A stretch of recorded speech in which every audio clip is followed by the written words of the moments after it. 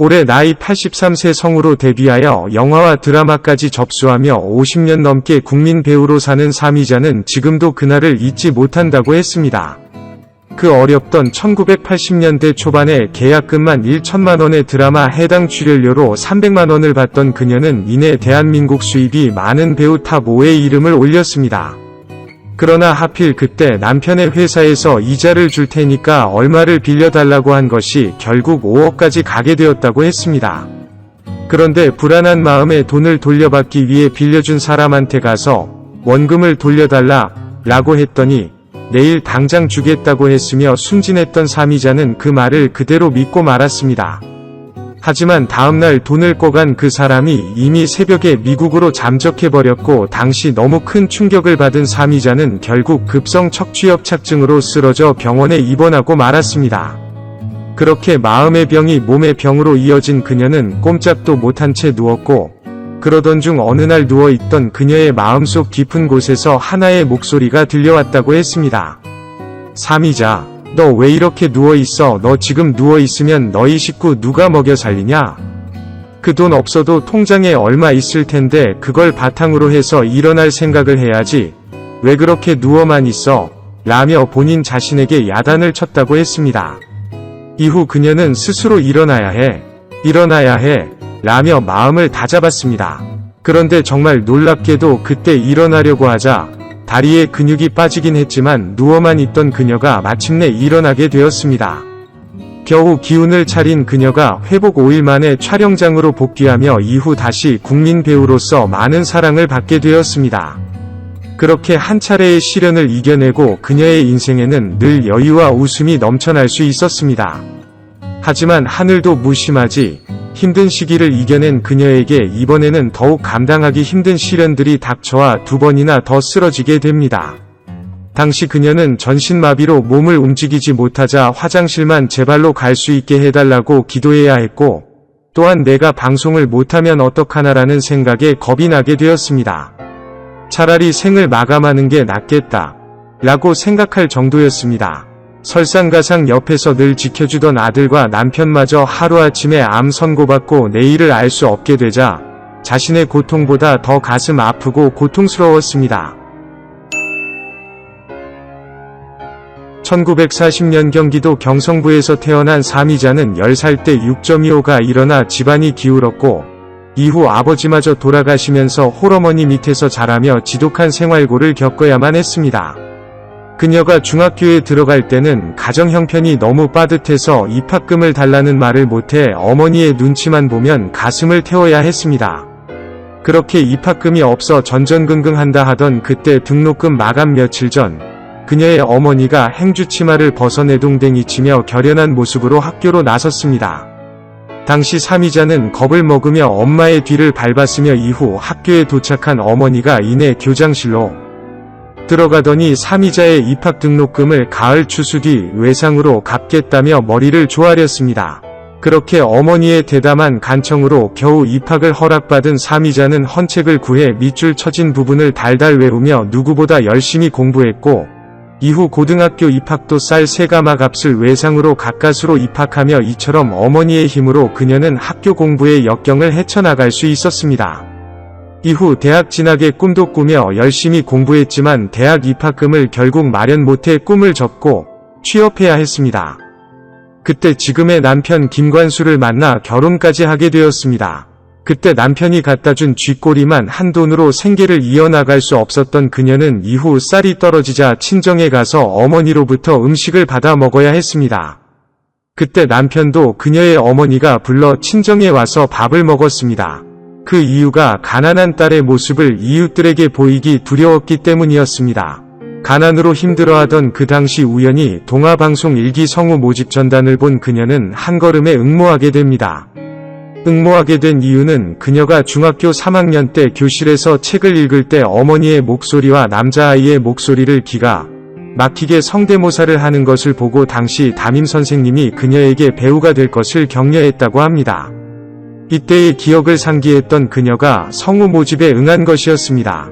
하지만 그때 성우 모집 채용 조건으로 고교 졸업자의 미혼자이어야 했었습니다. 그녀는 이미 김관수와 결혼했고 심지어 딸까지 있었지만 이를 속이고 지원해 결국 입사까지 하게 되었습니다. 성우에 합격해 일하게 되자 그녀의 딸은 사미자의 어머니가 돌봐야 했습니다. 그런데 어느 날 그 딸이 온종일 울며 보채는 것을 도저히 달래기 힘들었던 그녀의 어머니가 보채는 손녀를 안고 동화방송 스튜디오로 찾아오고 말았습니다. 당시 채용 조건의 규정을 어기고 입사한 상황이라 사미자는 어머니와 딸을 보자마자 얼른 두 사람을 데리고 화장실로 들어갔고, 그때 문을 잠그고 우는 아이에게 모유를 물렸지만 긴장한 탓인지 도무지 나오지 않았습니다.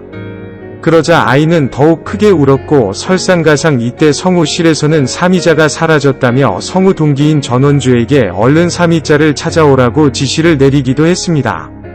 그렇게 지시받은 전원주가 화장실에 있는 그녀를 결국 찾아내 노크를 크게 했고, 그때 할 수 없이 문을 열어주었습니다. 사미자에게 아이가 있다는 것을 알게 된 전원주는 매우 놀라고 말았습니다. 결국 화장실에서 모유를 먹이다가 걸려버린 그녀는 당시 전원주에게 짜장면을 사주며 입막음을 부탁했습니다. 하지만 이내 입이 근질근질해서 참을 수 없었던 전원주가 딱 두 사람에게만 이야기한다는 게 방송국 전체로 퍼지고 말았습니다. 결국 PD가 사미자를 불러 앞으로 어떻게 할 거냐 며 추궁하자 순간 그녀가 순발력을 발휘해 아이를 꼭 껴안으며 희주야 까꿍, 아이고 까꿍 이라며 몇 차례 흘렀습니다. 이때 그녀의 딸이 방긋방긋 웃자 기혼자였던 PD도 아기와 함께 크게 웃게 되었습니다. 그러자 PD가 마침내 노기를 풀고 사미자를 용서해 주었습니다. 훗날 그녀의 고백에 따르면 일단은 딸이 나를 살려낸 것이라고 했습니다. 이후 성우에서 배우로 활동하게 된 그녀는 자식들에게만큼은 가난을 물려줄 수 없다는 생각에 누구보다 열심히 일했고, 차츰 그녀가 연기력을 인정받으면서 대중들로부터 많은 사랑을 받게 되자 마침내 그녀의 가정도 경제적으로 안정을 찾을 수 있었습니다. 이후 사미자 씨와 전원주 씨는 한동안 방송에서 서로 마주치지 않을 정도로 사이가 나빴다고 합니다. 오죽하면 전원주 씨 본인도 당시에는 처녀만 들어올 수 있는 상황에서 사미자가 화장실에서 아기에게 젖을 먹이고 있었다는 소문을 퍼뜨린 뒤로 사미자가 주인 마님, 연기를 할 때면 날 깨잡는다 라고 농담처럼 말하기도 했었습니다. 지금은 다행히 원만한 관계로 지내지만 사미자 씨 입장에서는 전원주 씨를 너무나 원망스러워했을 것 같습니다. 이후 그녀가 국민 배우로 우뚝 서며 한때 대한민국에서 수입이 많은 배우 탑 5안에 들 정도로 승승장구했습니다. 그리고 당시 그녀에게 수많은 사람이 돈을 빌려달라고 할 때마다 거절을 못해 되돌려받지 못한 것이 숱하다고 했습니다.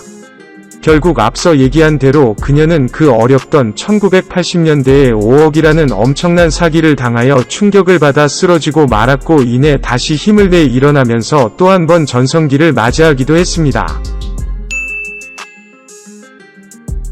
그러나 2005년에는 그녀가 급성 심근경색으로 저승의 문턱까지 경험하고 말았습니다.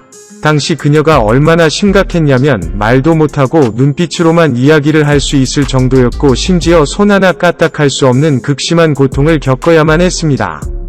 하지만 이번에도 끝까지 생명줄을 안 놓으려고 했던 그녀가 마침내 심근경색을 물리치고 살아나게 됩니다. 하지만 10년이 지난 2018년에 이번에는 뇌경색으로 또다시 쓰러지고 말았습니다. 당시 그녀는 생방송 촬영 중이었는데 자꾸 몸이 기울어지면서 몸을 움직이지 못하자 결국 생방송 도중에 쓰러졌습니다. 그때 제작진이 위에서 모니터로 보다가 깜짝 놀라서 얼른 사미자를 이끌고 나와 병원으로 가야 했습니다. 당시 사미자가 얼마나 심각했냐면 전신마비나 마찬가지로 팔다리를 못 움직였으며 화장실만 제발로 갈 수 있게 해달라고 기도했습니다.